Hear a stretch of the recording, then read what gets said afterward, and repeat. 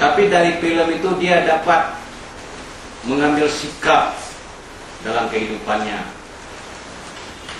Dalam suatu film dia pernah menonton masalah perampok.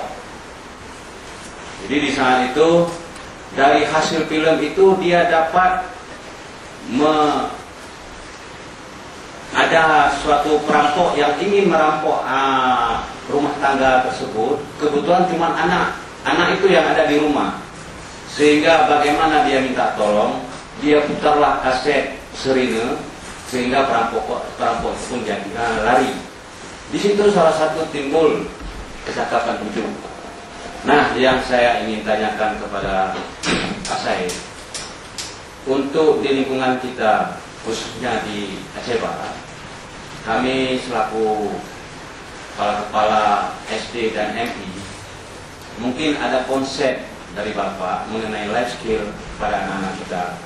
Karena jangan sampai itu lulusan SMA ataupun setelah dia belajar mendapat ilmu pengetahuan mengharapkan hanya untuk lulus sebagai pegawai negeri.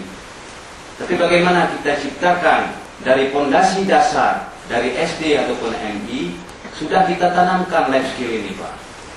Jadi mungkin itulah, Pak, dalam pemateri yang Bapak sampaikan, walaupun masalah pendidikan apa nih undang-undang Sisdiknas, mungkin kami dapat pelajaran yang paling penting bagaimana kami menerapkan anak-anak untuk lebih cakap dan yang kita harapkan. Imam sekarang pun harus kita beritahu polisi. Bapak bukan polisi ini melarang kita, tapi dia ingin memberi bantuan mengatur lalu lintas dan sebagainya.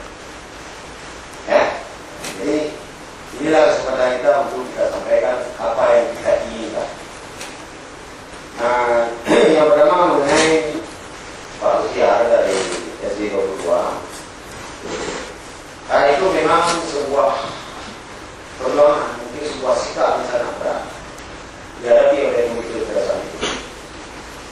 Sampai kepala sekolahnya ke rumah saya